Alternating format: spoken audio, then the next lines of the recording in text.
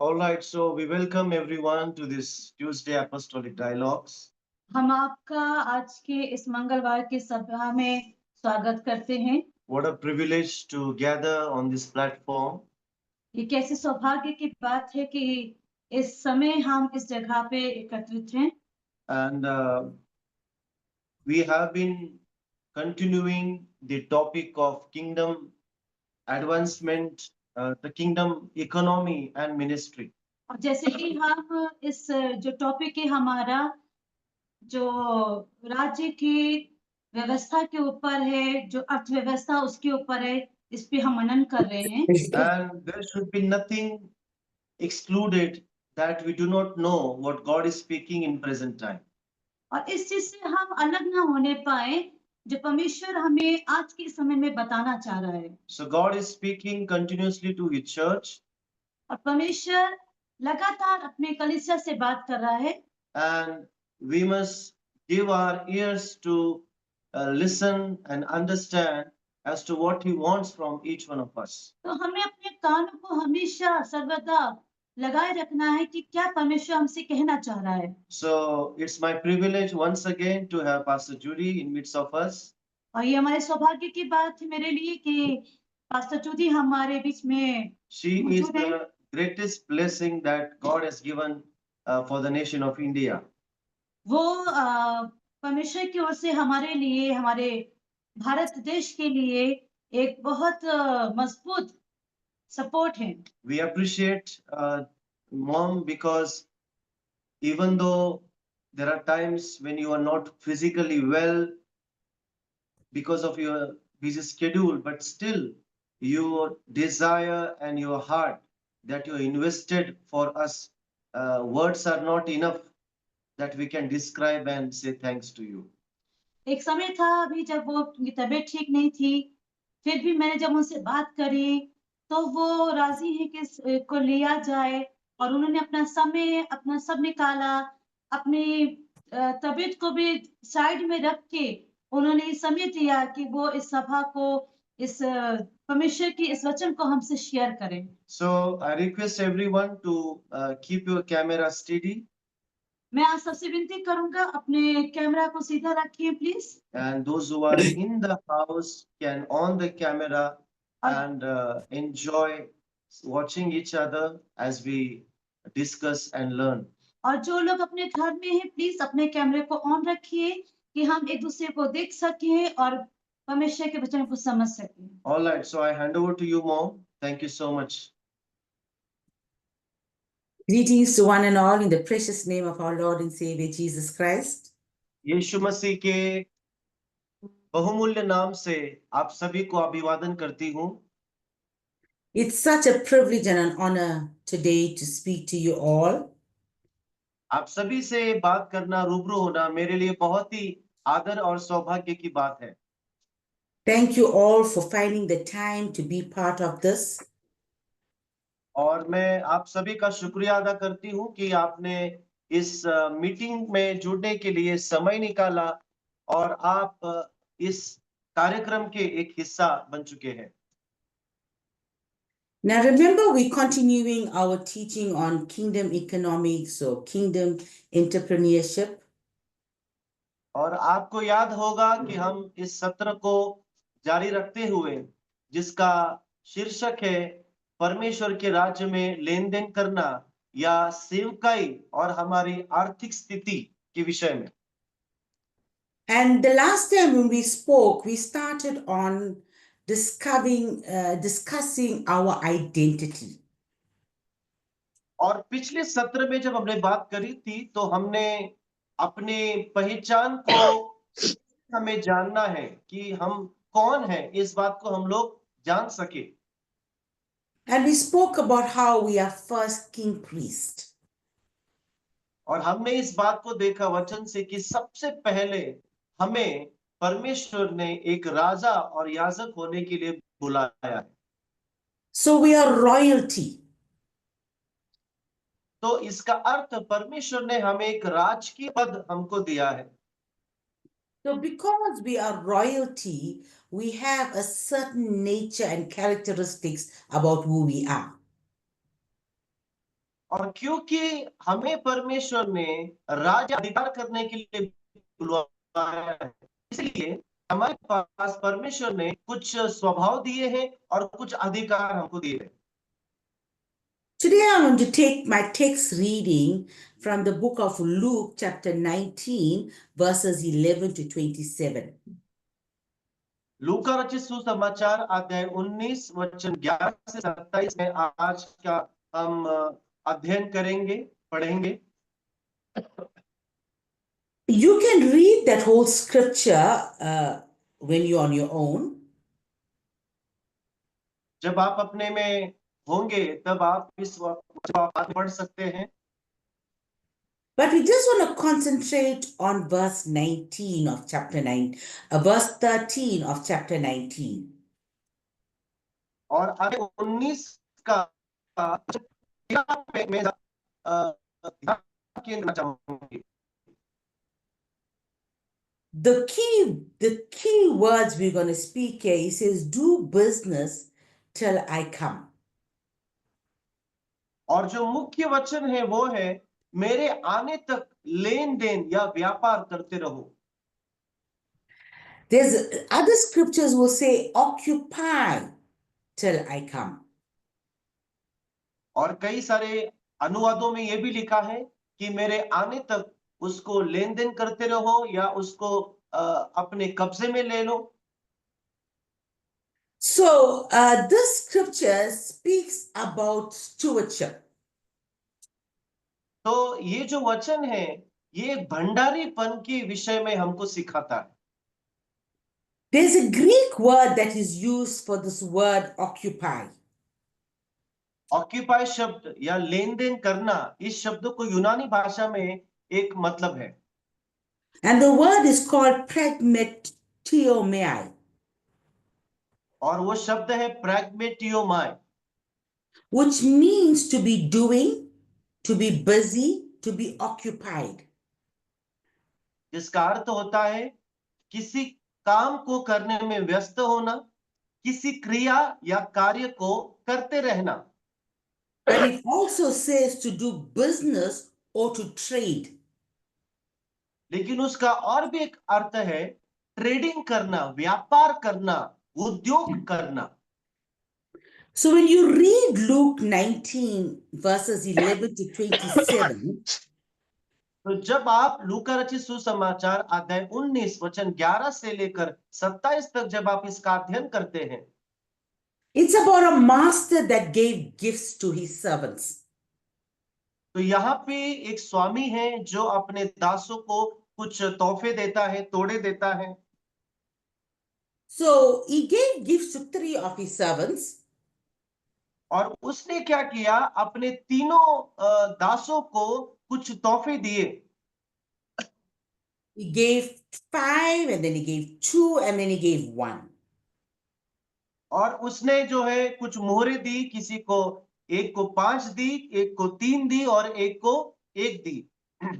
The first 2 traded and made a profit. पहले जो दास थे उन्होंने उस मुहरों को लिया और मुहरों को लेकर उसको व्यापार में लगाया और उससे मुनाफा को कमाया। But the third one did not do any trading with what he was given. परंतु तीसरा जो दास था उसने उसका कुछ भी नहीं किया, किसी भी काम में नहीं लगाया और उसने जो है उसके साथ किसी भी प्रकार का बिजनेस नहीं किया। So we find that as we begin to read these verses, और जब हम इस वचन को पढ़ने की कोशिश करते हैं या शुरुआत करते हैं, the master was very upset with the third one. और जब वो स्वामी वापस आया, उसने अपने उस तीसरे दास से पूछा तो पाया कि उसने कुछ नहीं किया, तो वो स्वामी वहां पे दुखी हो गया, वो क्रोधित हो गया। So what did he do? He took the 1 talent away from him. उसे क्या किया, जो एक And then he said, give it to the one who has 10 talents. और उसने कहा कि जिसके पास है उसको एक मोहर वापस दे दी जाए। So, what does this parable teach us? अब आइए समझते हैं, ये अध्याय है, ये दृष्टांत है, हमें क्या सिखाता है। This servant did not do anything wrong in terms of breaking the laws or the commandments. ये जो दास है, इसने किसी भी आज्ञा नहीं बता, नहीं कोई अपराध किया था, But he was punished. लेकिन फिर भी उसको सजा दी गई। He kept the talent safely, waiting for the master to return and give it to him back. उसने उस मुहर को संभाला और उसका कुछ लेन देन नहीं किया, काम में नहीं लगाया, और जैसा दिया मिला था उसी परिस्थिति में, हालत में उसने वापस लौटाया। But because he did not trade or do anything with it, the master brought judgment upon him. तो क्योंकि उसने कुछ किया नहीं था, जिसके कारण वो जो स्वामी है, उसने उस दास के ऊपर दंड घोषित किया, उसका न्याय हुआ। So what are we reading in this verse? तो अब हम इस वचन में कौन सी चीज को खोज रहे हैं? The steward was punished for bad management of kingdom resources. ध्यान देने की बात है कि एक तीसरा जो दास था, उसे क्यों सजा मिली? क्योंकि वो बहुत ही गलत या भद्दा एक प्रशासक था। उसने जो उसके स्वामी ने जो उसको दिया, उसको प्रशासित नहीं कर पाया, उसको वो चला नहीं पाया। So remember, when we look at our spiritual life, we always think that by obeying God's commandments that we are righteous. अब हम अपने जीवन में देखते हैं, हम लोग की अवधारणा हो चुकी है कि क्योंकि हम जो है धर्मी हैं और हम परमेश्वर के वचन के अनुसार जीवन तो जीते ही हैं, But this servant was punished for bad management of kingdom resources. परमेश्वर के राज्य के साधनों को सही तरीके से मैनेज न कर पाना, उसको सही ढंग से न चला पाना, ये अपराध के कारण उसको जो है प्रताड़ना हुई, उसको वहां पे आप देखेंगे सजा उसको मिली। So what is God saying to us today? तो आज इससे परमेश्वर हमसे क्या बात करना चाहता है? He is telling us that when we do not know how to use our skills and talents for kingdom advancement, we इसका can अर्थ है bring मेरे प्रियो, punishment on us. इसका अर्थ है कि जब हम परमेश्वर के द्वारा दिए गए उपहारों को, परमेश्वर के द्वारा दिए गए कला कौशल का इस्तेमाल जब हम नहीं करते हैं, तब हम अपने ऊपर दंड को ला सकते हैं। So what is this punishment that is brought upon us? तो अब आप देखिए कि कौन सी पनिशमेंट या कौन सा न्याय है जो हम पर आता है। The punishment is lack, it's poverty, it's having insufficient. सबसे पहला जो सजा है हमारी, वो है कमी, हर बात में, हर समय गरीबी, या हमारे पास चीजों की कमतरता होना। So each one of us are created with talents and gifts and resources.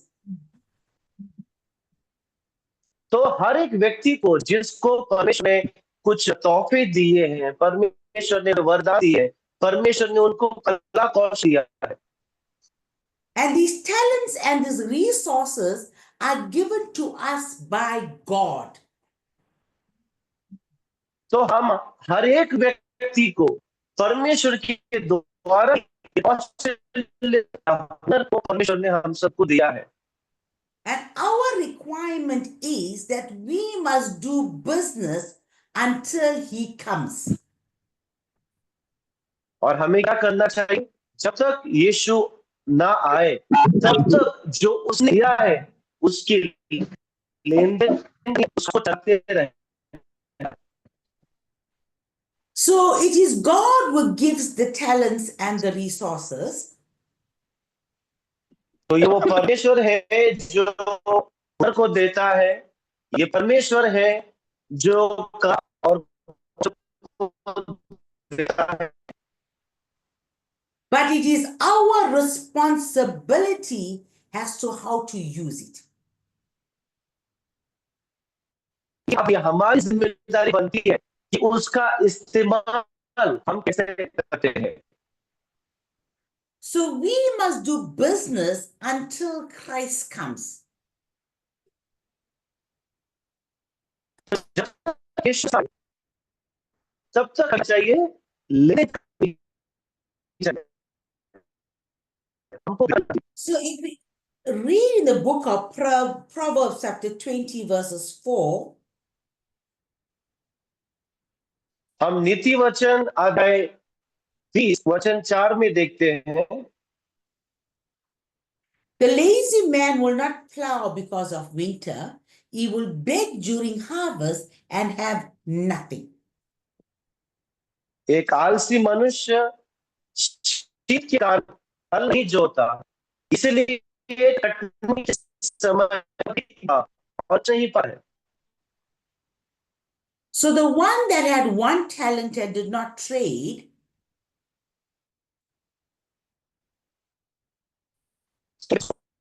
जो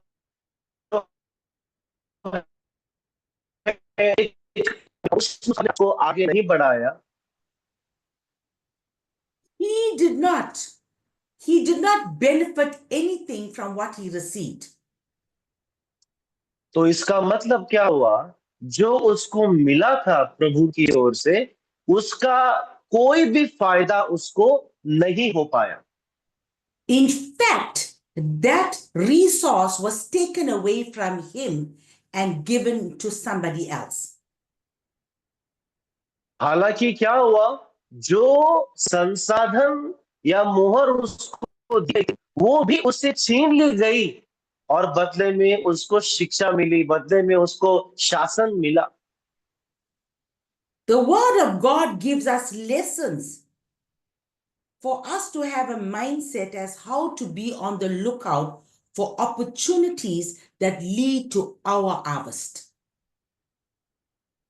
तो परमेश्वर का वचन जो है हमारे लिए रास्तों को खोलता है कि कैसे हम अपने लिए फल को हासिल कर सके और परमेश्वर के वचन से हम एक दृष्टिकोण हमारा या तीक्ष्ण हो जाए। The word of God teaches us to work continuously because with certain seasons come opportunities. परमेश्वर का वचन हमको इस बात के लिए प्रेरित करता है कि हम कुछ विशिष्ट समयों में अपने आप तैयार करें, क्योंकि अवसर कभी भी हमारे दरवाजे पे दस्तक दे सकता है। With every season, there's always a different type of a harvest. हर एक ऋतु में प्रकार की है। People with talents and people with gifts and resources are not born with these things.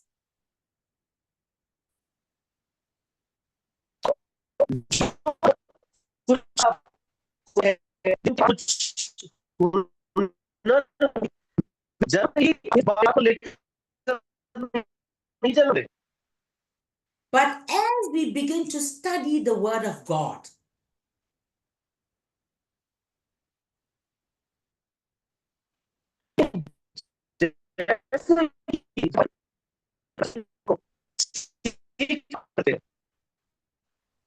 we find that God teaches us principles to His Word by showing us our purpose and identity for what we were created. तो परमेश्वर इस बात को कि प्रभु और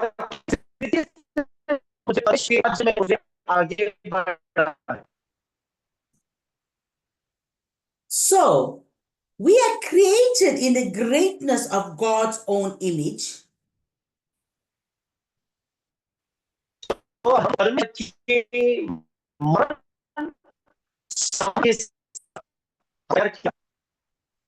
But yet, most of us desire to just be a common person on the earth. लेकिन जैसे देखो एक अच्छे के लिए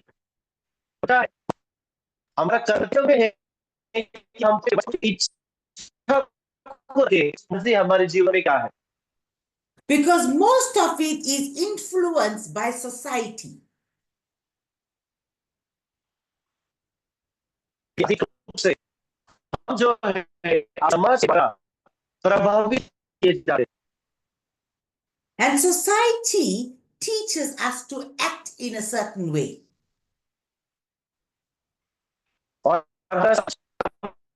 हमको सिखा हम कुछ से बर्ताव कुछ से हम कार्य करें. But God has planted the seeds or the gifts in each one of us.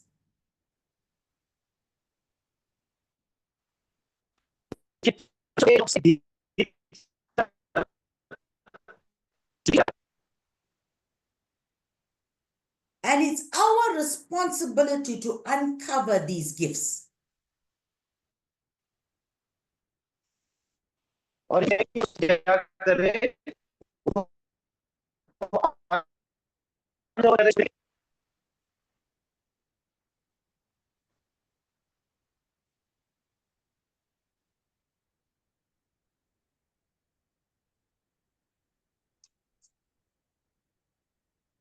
Yes, mom, carry on. I'm there. Okay, so like for example, God gave the gift to plant a tree. तो उदाहरण के लिए परमेश्वर ने एक तोहफा दिया कि हम कुछ पेड़ को वहां पे बोए.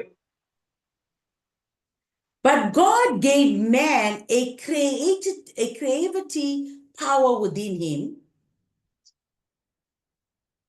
और परमेश्वर ने मनुष्य को एक रचनात्मक शक्ति दी है कि वो कुछ रच सकता है.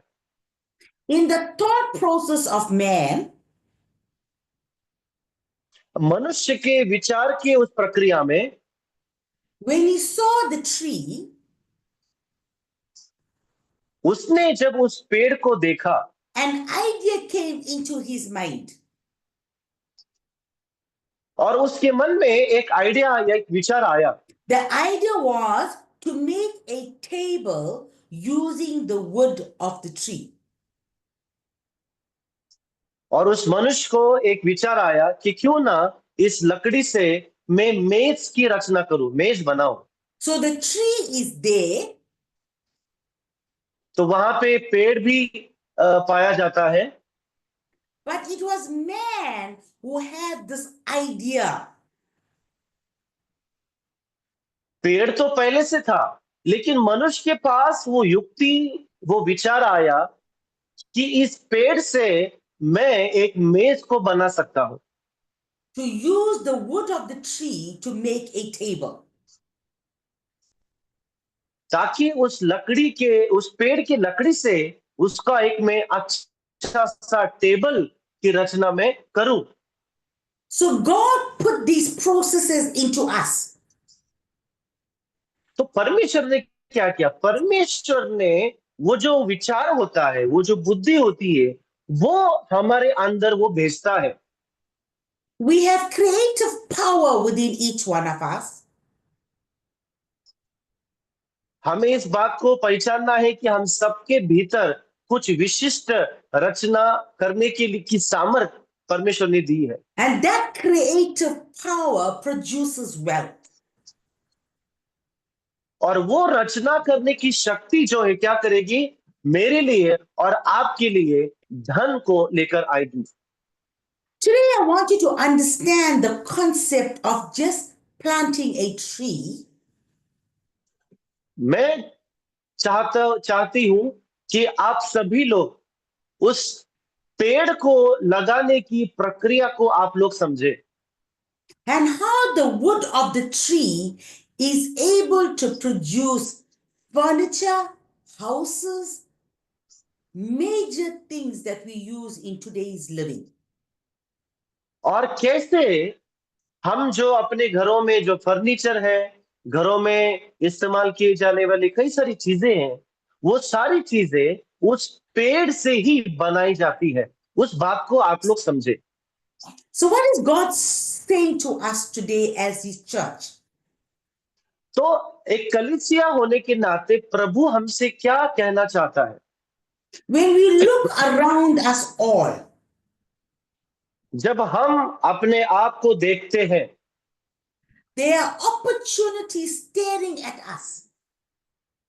हम सबके सामने अवसर है जो हमको निहारती है, And these opportunities are there because God has placed them there for us. और ये अवसर इसीलिए हमारे सामने है क्योंकि परमेश्वर ने उन्हें हमारे लिए रखा है, That we can use to provide or bring in an income into our lives. ताकि हम जो है उन अवसरों को प्राप्त करें और अपनी जीविका को चलाने के लिए धन को कमा सके। The tree that is planted outside ये जो पेड़ है जिसकी हम बात कर रहे हैं, वो जो बाहर लगा हुआ है, does not cost you anything. और वो पेड़ लगाने के लिए आपको ज्यादा कुछ खर्चा नहीं आता है। When it stands outside your house, जब ये पेड़ आपके घर के बाहर जब आप खड़ा रहता है, आप उसको लगाते हो, it may just provide shade for you, तो हो सकता है कि उससे आपको केवल छाया मिलेगी, or it may provide fruits for you for a season. या तो जब उस पेड़ को कुछ फल लगेंगे तो उस फल को आप लोग खा सकते हैं। But when that tree, when the wood is taken out of that tree, लेकिन जब उस पेड़ से लकड़ी को जब निकाला जाएगा, and when it's used to convert it into something that is usable, और जब उसका किया जाए कि कुछ चीज के लिए उसको इस्तेमाल किया जाए, it now changes the entire purpose of why the tree was planted outside your house. तो तब जो है उसका जो महत्व या उसका उद्देश्य पूरी तरीके से बदल जाता है, फर्क हो जाता है कि क्यों वो पेड़ वहां पे लगाया गया था। Every one of us that's on this platform here today, आज हम में से हर एक व्यक्ति जो इस मंच पे जुड़ा हुआ है, we have the desire to do something bigger and more meaningful that will make a change around us. हम सबके पास एक उद्देश्य है और इच्छा है कि हम कुछ बड़ा करें ताकि हम अपनी भौतिक परिस्थिति को सुधार सके और बदलाव को लेकर आ सके। We all want financial prosperity. हम सबको आर्थिक उन्नति की आवश्यकता है।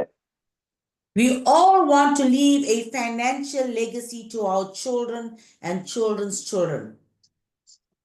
हम सबकी इच्छा है कि हम अपने बच्चों को और उनकी भी बच्चों को हम एक आर्थिक व्यवस्था को खड़ा करके हम जाए। And I'm sure we all here today also want to help the church achieve its number one goal, that is to draw all men unto God. और मैं इस बात से सहमत हूं और स्वीकारती हूं कि आप सभी का यह भी उद्देश्य होगा कि हमारा संसाधन का उपयोग सारे मनुष्यों को परमेश्वर की ओर ले जाने के लिए इस्तेमाल किया जाए। But for all of these to happen, there has to be financial resources that are needed. लेकिन यदि हम चाहते हैं कि ये सारी चीजें हम लोग करें, उसके लिए एक बहुत ही तगड़ा या अच्छा आर्थिक सहायता हम सबके पास होना आवश्यक है। Many of us admire a lot of wealthy businessmen on the earth. हम में से कई लोग दुनिया के जो अमीर बिजनेसमैन हैं, उद्योगपति हैं, उनको हम लोग बड़ा देखते हैं और उनकी सराहना हम लोग करते हैं।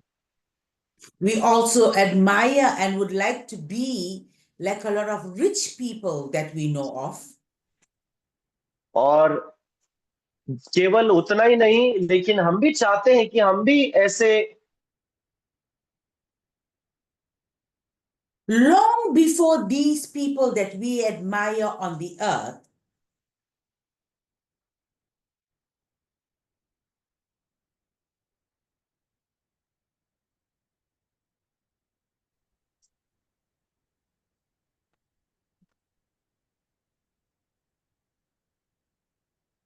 Sorry, there was a network issue. Please continue.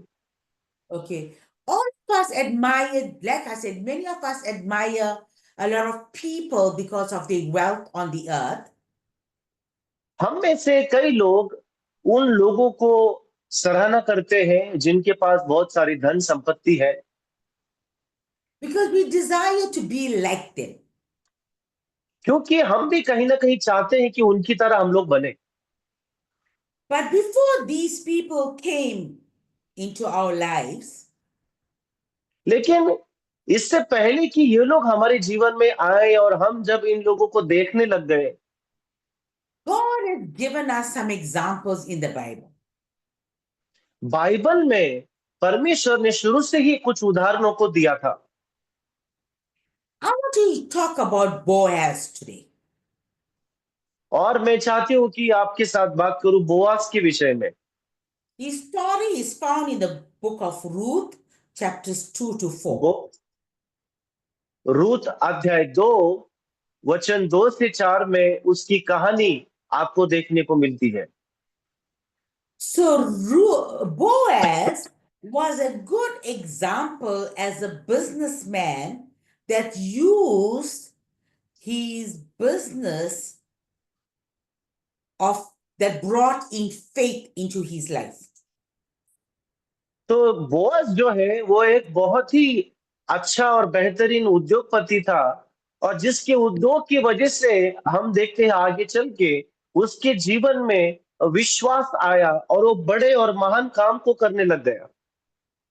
So I want you in your own time to please read the book of Ruth, chapters 2 to 4. और मैं चाहूंगी कि आप अपने व्यक्तिगत समय में आप रूत का अध्याय 2 से लेके 4 तक आप इन अध्यायों को अध्ययन करें व्यक्तिगत रूप से। You're going to get a lot of insight from these 2 chapters. तो ये जो 2 अध्याय जो है इनमें आपको बहुत कुछ सीख मिलेगी और आपको सीखने को मिल सकता है। These 2 chapters, they portray a character trait that every Christian in business will do well. तो ये जो अध्याय है इस बात को सिखाते हैं कि हर कोई मसीह व्यक्ति यदि वो व्यापार को करेगा तो उसके साथ अच्छा ही होगा, इस बात की शाश्वती ये अध्याय हमको देते हैं। So why did I choose Boaz to speak to you on today? तो आज क्यों मैंने चुना कि बोअज के विषय में आपसे मैं बात करूं? Because Boaz lived in a time to what we are currently living in right now. क्योंकि ध्यान देने की बात है कि बोआज ऐसे समय में जिया या ऐसे समय में वो था, ठीक वैसा ही समय आज भी हम अपने चारों ओर पाते हैं। So Boaz lived near the end of the time of the judges. तो बोआज जो है, न्यायियों की समय जब ढल रहा था या न्यायियों का जो समय था वो खत्म हो रहा था, उस समय बोआज अस्तित्व में था। It was a spiritual dark time in Israel. Israel में वो समय ऐसा था जब आत्मिक अंधकार मंडरा रहा था, Where a generation rose, but they did not know the Lord. जबकि एक ऐसी पीढ़ी वहां पे पुकार रही थी, परंतु परमेश्वर कौन है इसका ज्ञान उनके पास नहीं था। This generation forsook the law of the Lord to worship Baal. ये एक ऐसी पीढ़ी थी प्रियो, जहां पे जिन्होंने परमेश्वर की व्यवस्था को ठुकराया और बाल की आराधना वो करने लग गए। And Baal was the god of material gain. और बाल जो था वो भौतिक संसाधन या भौतिक आशीषों का देवता उस समय माना जाता था। This is found in Judges chapter 2, reading from verse 10 to 13. न्यायों की किताब अध्याय 2 वचन 10 से 13 में इसका वर्णन आपको मिलेगा। Now, who was Boaz? आइए हम देखते हैं कि बोआज कौन था। Boaz was the son of Rahab. Boaz जो है वो राहाब का पुत्र था She was the woman from Jericho. और वो जो स्त्री थी वो यरीहो से थी, And she is the woman that is recorded in of faith in Hebrews chapter 11. और इब्रानियों की किताब अध्याय 11 में विश्वास के व्यक्तियों की सूची में उसका भी नाम वहां पे उस सूची में आप पाओगे। So, in this dark spiritual time of Israel, अब देखते हैं इज़राइल की इस अति घोर आत्मिक अंधकार के समय में Boaz becomes a shining example of what the church or any godly person can accomplish.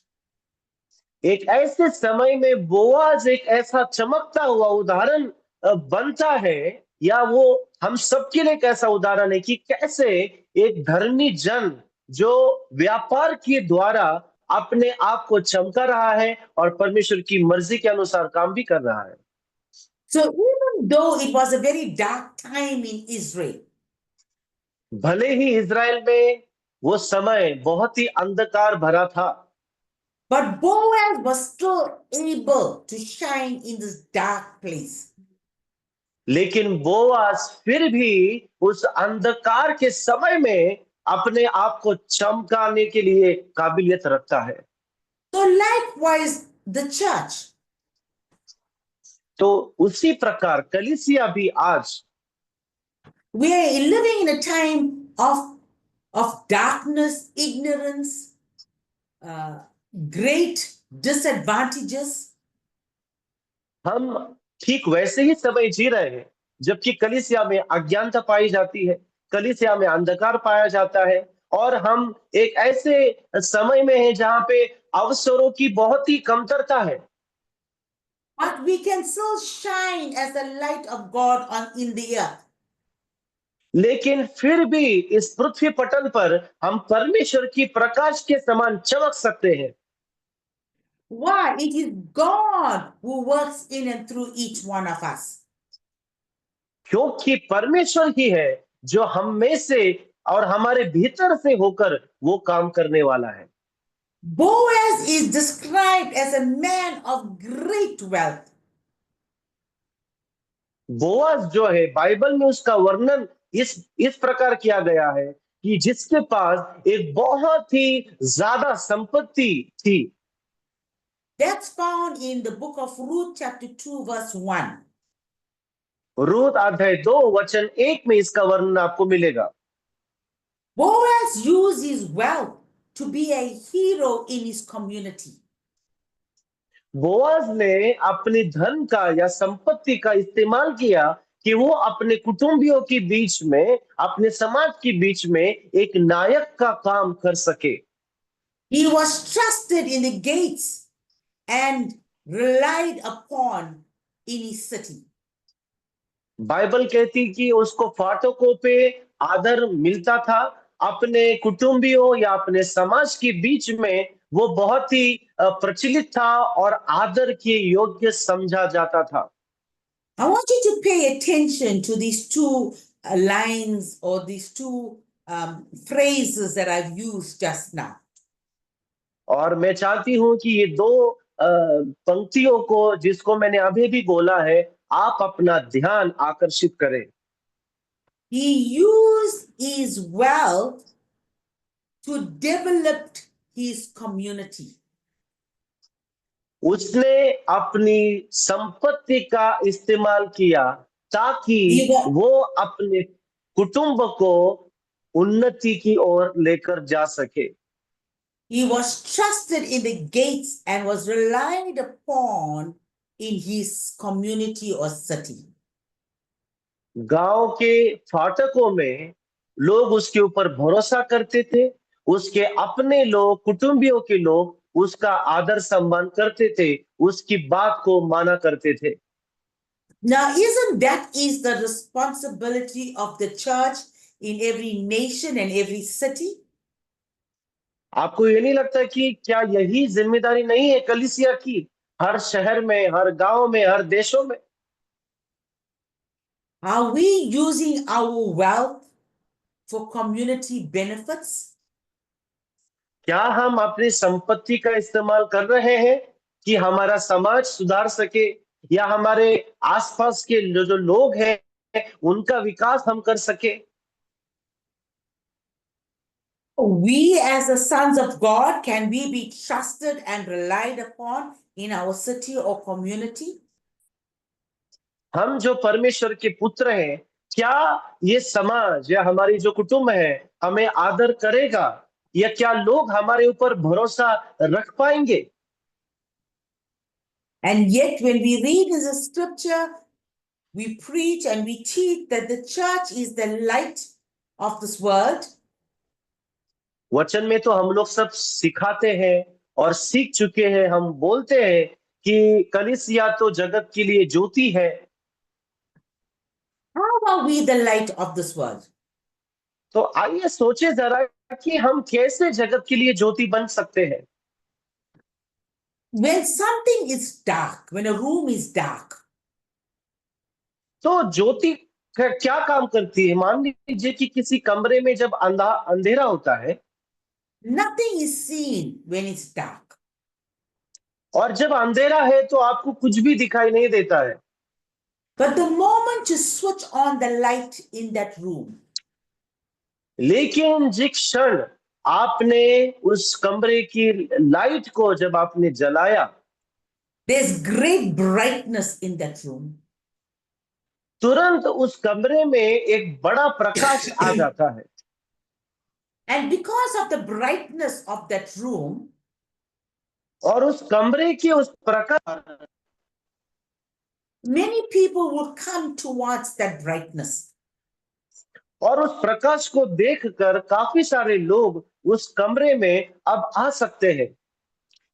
So if we are the light of this world, the church, तो सोचिए, यदि हम यानी कि कलीसिया अनुसार जगत की ज्योति है, and our light is shining bright, और हमारा जो प्रकाश है वो तो चमक रहा है, and many are coming towards this light, और कई सारे लोग उस प्रकाश को देखकर आना शुरू कर चुके हैं, what are we offering them when they come to us? तो जब ये लोग उस प्रकाश को देखकर उसकी ओर आते हैं, तो हम उन्हें कौन सी चीजों को परोसते हैं, या कौन सी चीजों को हम लोग उनको देते हैं? And I know today that I'm speaking to, I think all of you that are on this platform is from India. और इस मंच पे मैं जानती हूँ कि आप सभी लोग भारतीय हैं, भारत के नागरिक हैं। And I know it is not as easy as us in South Africa to share the gospel of Christ. और जैसे हमारे यहाँ साउथ अफ्रीका में जैसे हम लोग वचन को प्रचार कर सकते हैं या कर रहे हैं, उतना आसान अब भारत में नहीं रहा है सेवकाई को करना। Am I right? क्या मैं सही बोल रही हूँ? Yes. So if we are saying that we want to show them who Christ is, तो मान लीजिए यदि हम बात कर रहे हैं कि हम अब दिखाना चाहते हैं दुनिया को, बताना चाहते हैं कि यीशु मसीह कौन है, many times we cannot show them who Christ is through preaching of the word of God. कई दफा केवल वचन का प्रचार करने से ही हम मसीह को नहीं दिखा पाते हैं, But they will come and see what we have. लेकिन कई बार वो आकर देखेंगे कि हमारे पास क्या है। And the light that we shine so bright will now attract them into our local churches. और जो कलीसिया के द्वारा जो प्रकाश चमकाया जा रहा है उस दुनिया में, उसको देखकर कई सारे लोग जो है आपके पास आएंगे। So going back to Boaz, आइए हम बोअज की ओर वापस जाते हैं। his business was agriculture, farming. तो बोअज का क्या व्यापार था? वो एक किसान था और वो खेती को करता था। The book of Ruth speaks to us about precision, decision, and purpose. Boaz की जो किताब है वो हम सबको लगन रखने में, निर्णय लेने में और जारी रखने के विषय में हमको सिखाती है। He accepts the role of leadership in his community. Boaz ने अपने समाज में एक नेता या एक अगुआ होने की जिम्मेदारी को समझ लिया था। Now remember what we started off saying, that you are a king priest. आपको याद है कि हमने किस विचार के साथ शुरू किया है ये सत्र, कि हम कौन है? राजकीय याजक है। So first you're a king and then you're a priest. तो बाइबल के अनुसार पहले हम राजा है, बाद में हम याजक है।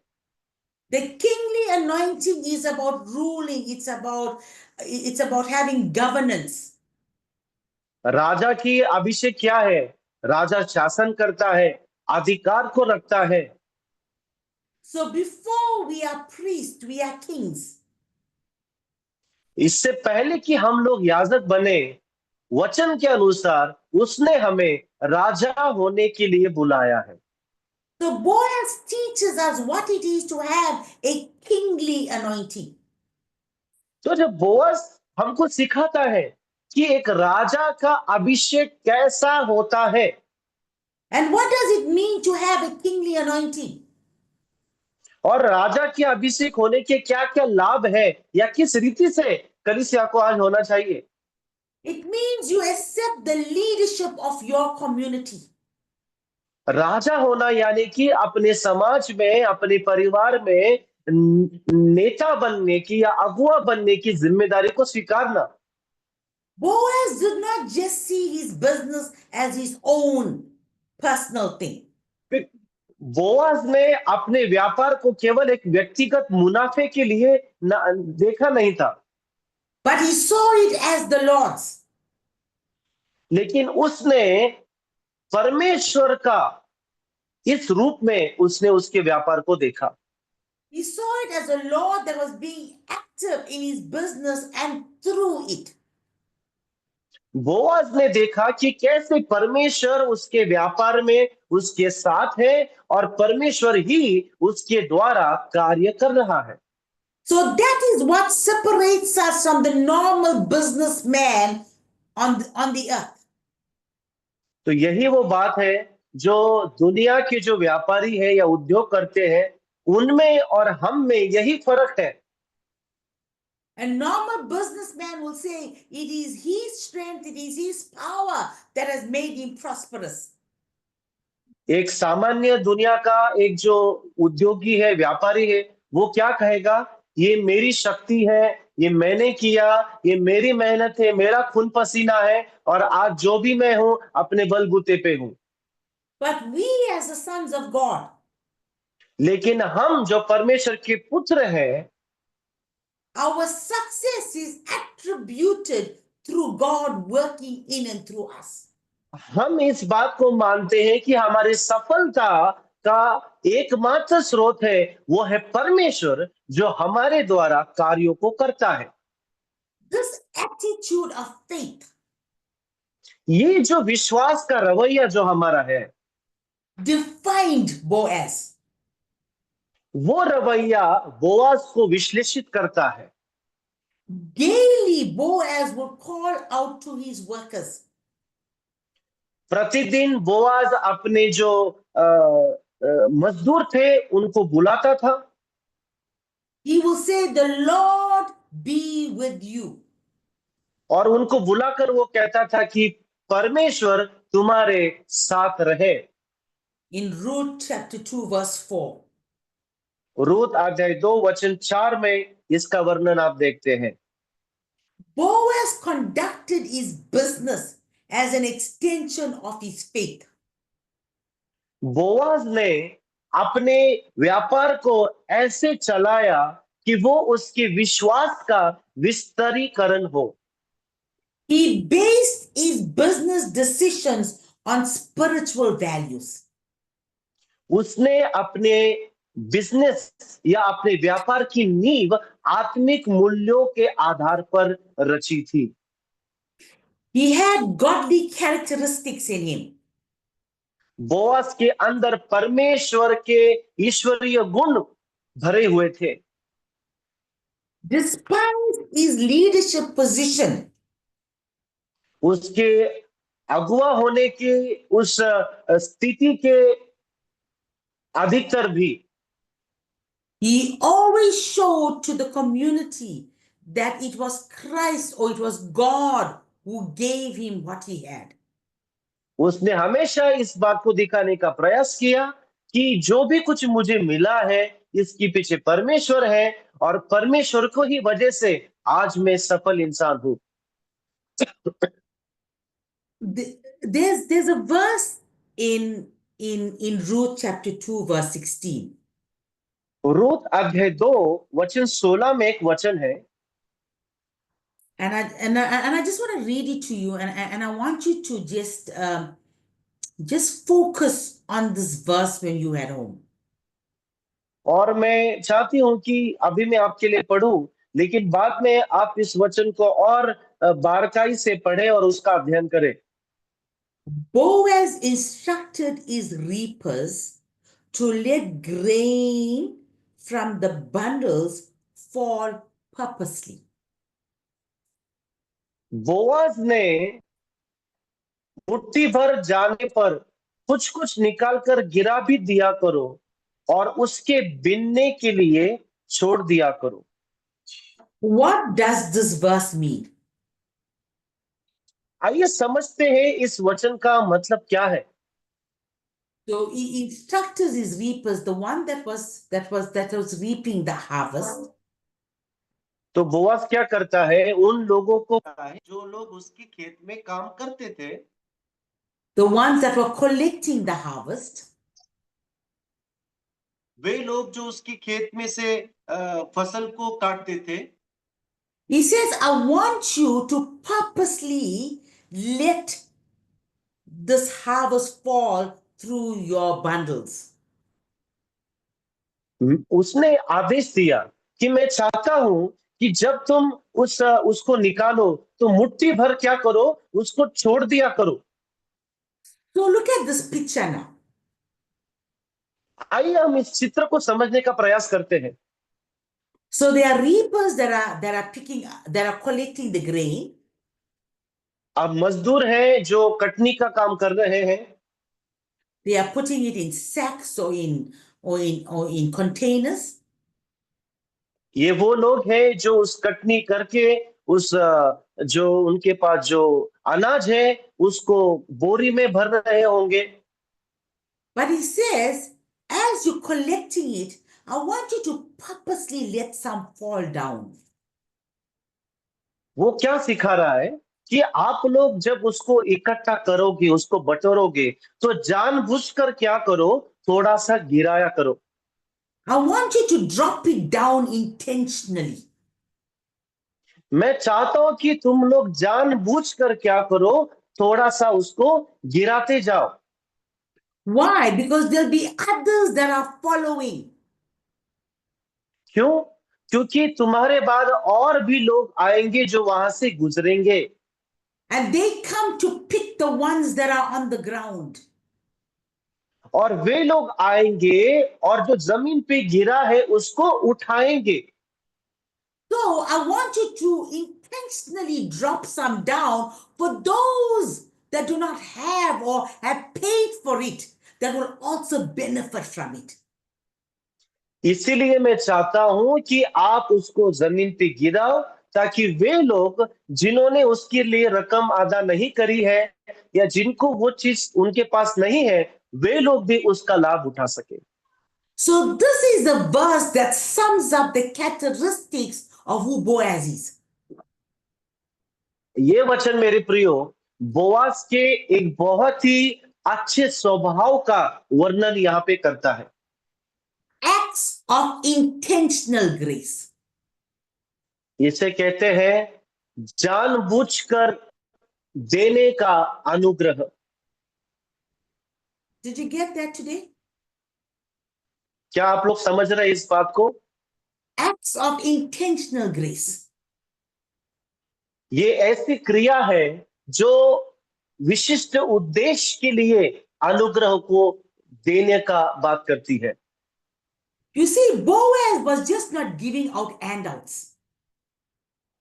तो बोअज जो है यहाँ पे केवल अनाज को दे नहीं रहा है यूं ही, But he was making it easier for the poor to be rewarded for the dignity of the daily work. तो बोअज जो है जो उसके तहत काम करते थे, उन सारे मजदूरों को इज्जत भी देता है। And one of them was Ruth, remember? और आपको याद है उसमें से एक जो मजदूर थी वो थी Ruth. Naomi instructed Ruth to go and follow the reapers. Naomi ने रूथ को आज्ञा दी, निर्देशन दिए कि तुम जाके उस खलिहान में जाके काम करो, And said, the things that fall behind, pick them up. और नाओमी ने रूथ से कहा कि वो चीजें जो नीचे गिरेगी उसको तुम उठाओ। So this is our responsibility as the church. तो कलीसिया होने के नाते अब हमारी ये जिम्मेदारी है That there will be people that are less fortunate coming to us. तो ऐसे कुछ लोग होंगे जो हमारे पास जिनके पास ज्यादा कुछ नहीं होगा, वो हमारे पास भेजे जाएंगे। We are not here to give them something for free. और हम लोग उनके लिए कुछ फ्री में देने के लिए नहीं बैठे हैं, But they are able to work and get something with dignity. लेकिन वो जो नीचे गिरा हुआ है उसको वो लोग उठाए और उसके द्वारा अपने काम को करे और इज्जत को कमाए। So how do we do that? अब हम इस काम को कैसे करते हैं प्रियो? We have to also provide opportunities for the less fortunate तो to हमें be भी क्या able करना to चाहिए? access with dignity. जिनको कम मिलता है या जो लोग पिछड़े हुए हैं, उनके लिए भी हमें अवसर को बनाना है, निर्माण करना है, ताकि हमारे साथ वे लोग भी शामिल हो जाए और उनको भी फायदा हो।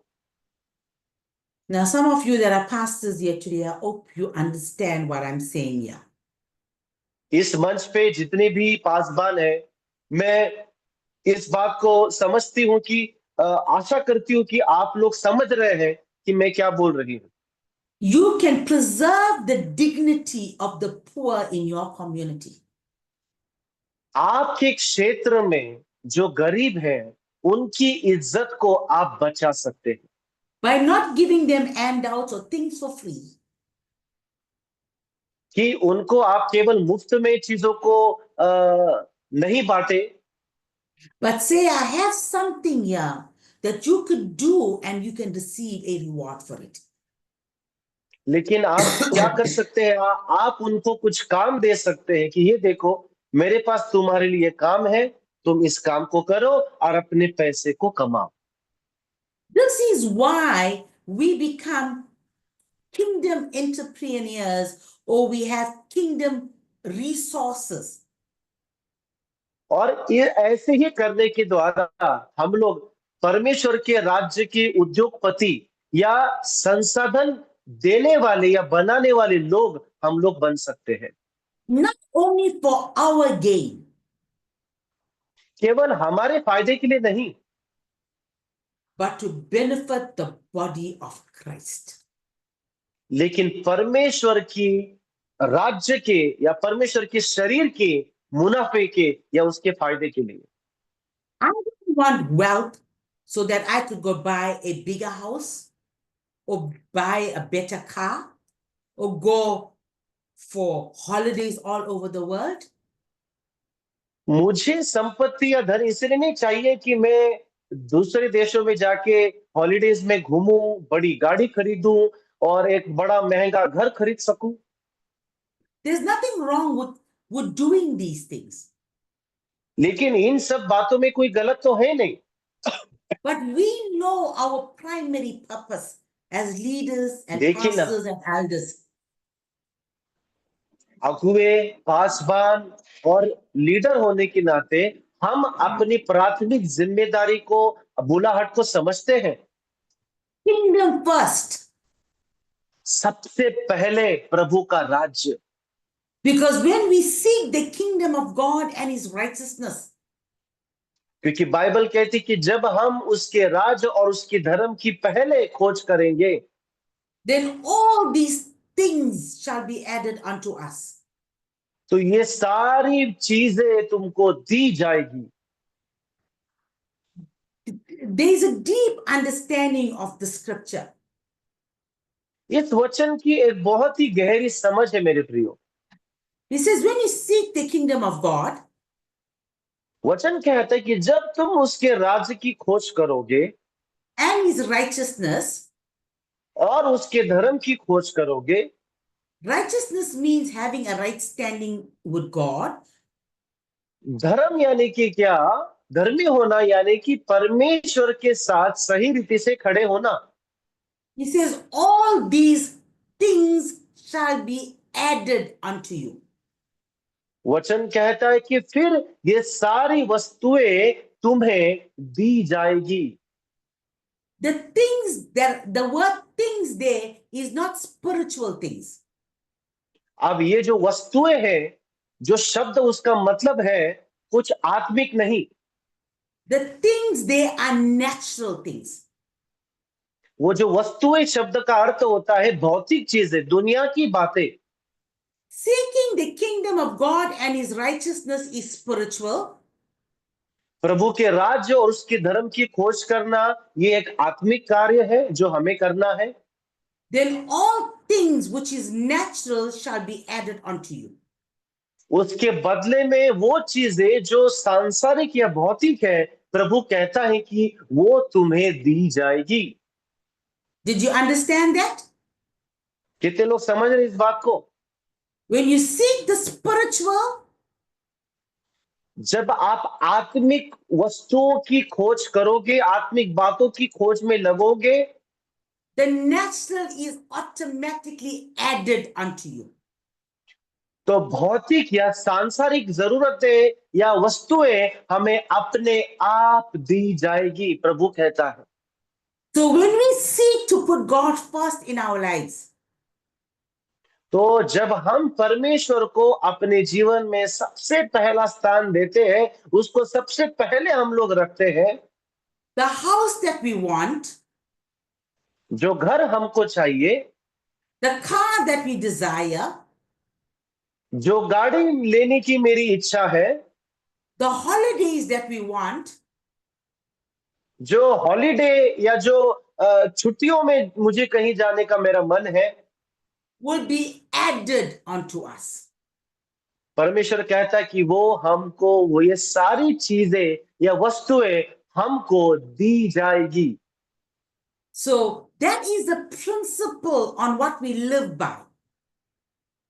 यही है वो सिद्धांत जिसके आधार पर हम लोग जीते हैं।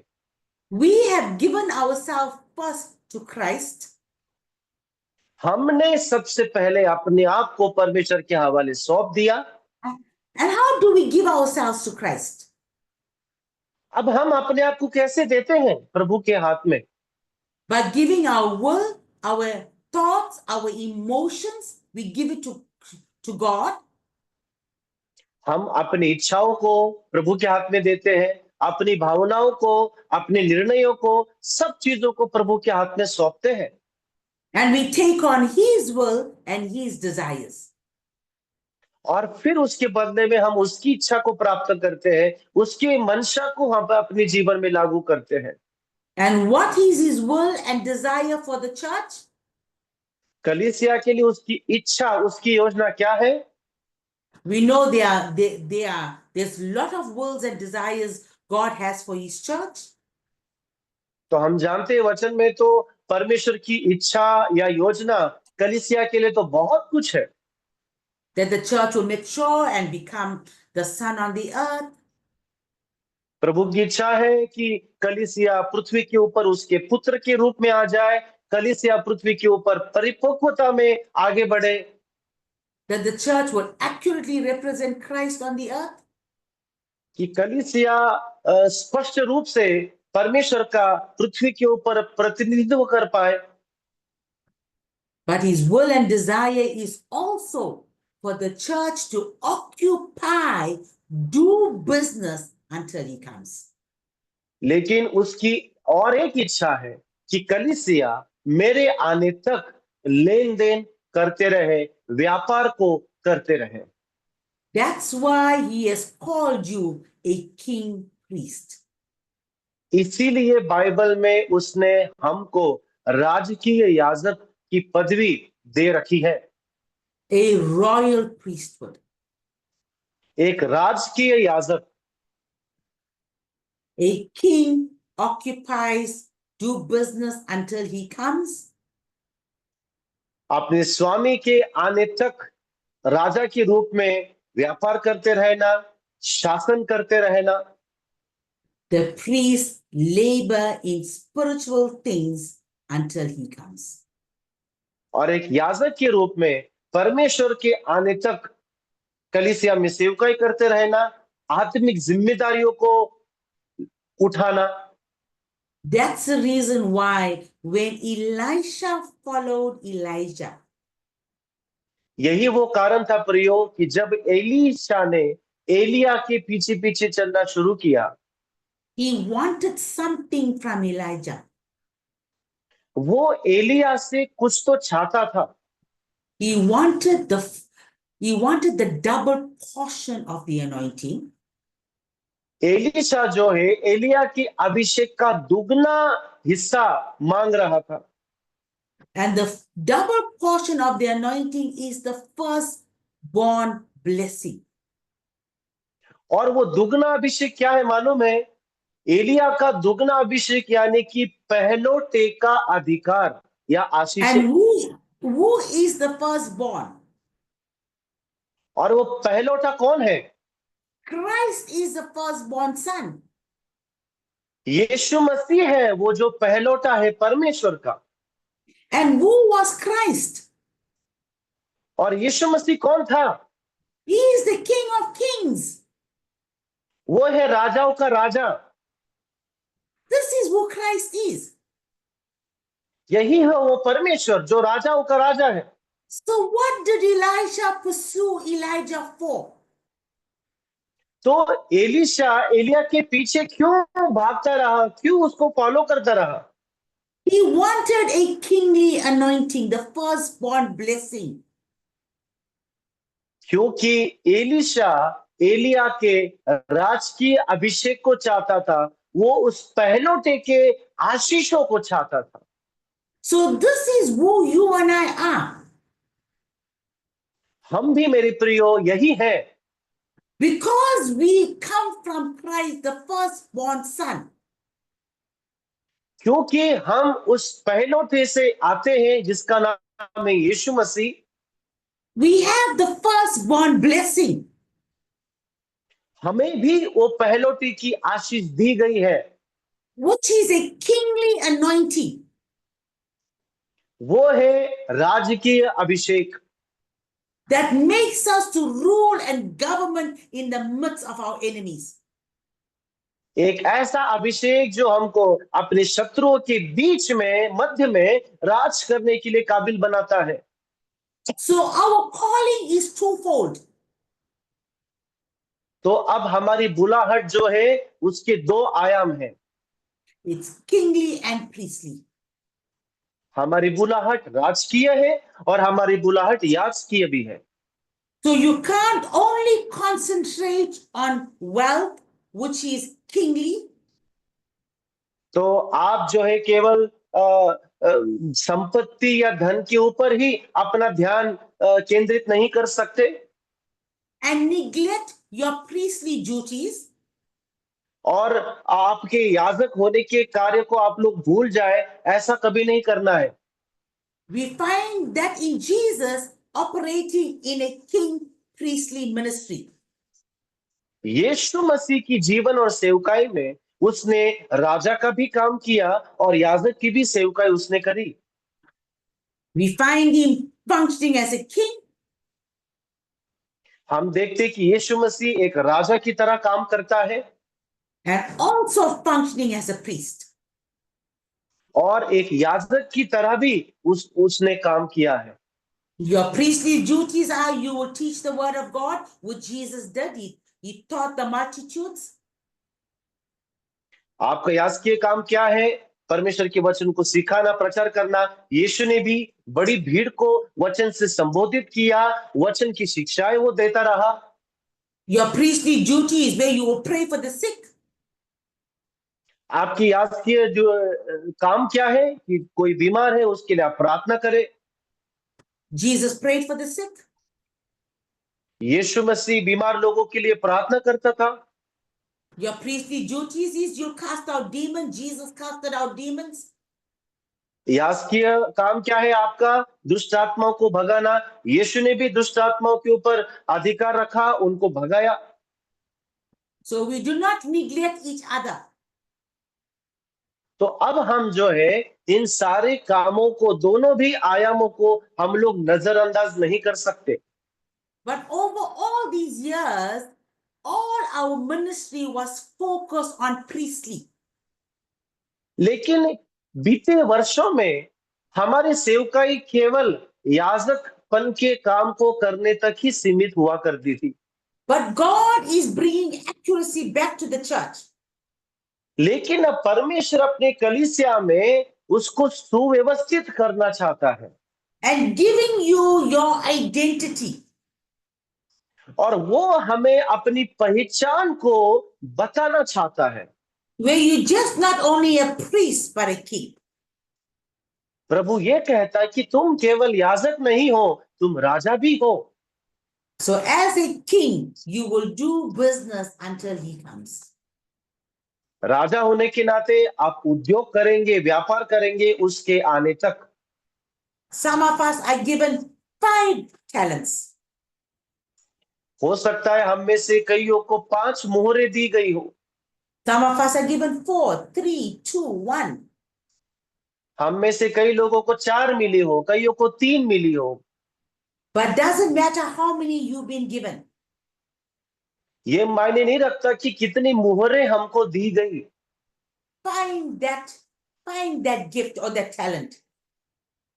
लेकिन मायने ये रखता है कि हम उस मोहर को खोजे और उसका लेन देन करें and use it to occupy until Christ comes.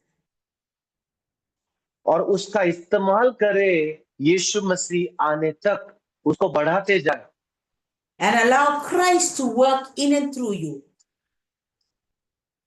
और परमेश्वर को अनुमति दे कि वो आपके भीतर से होकर कार्य कर सके That will bring kingdom advancement.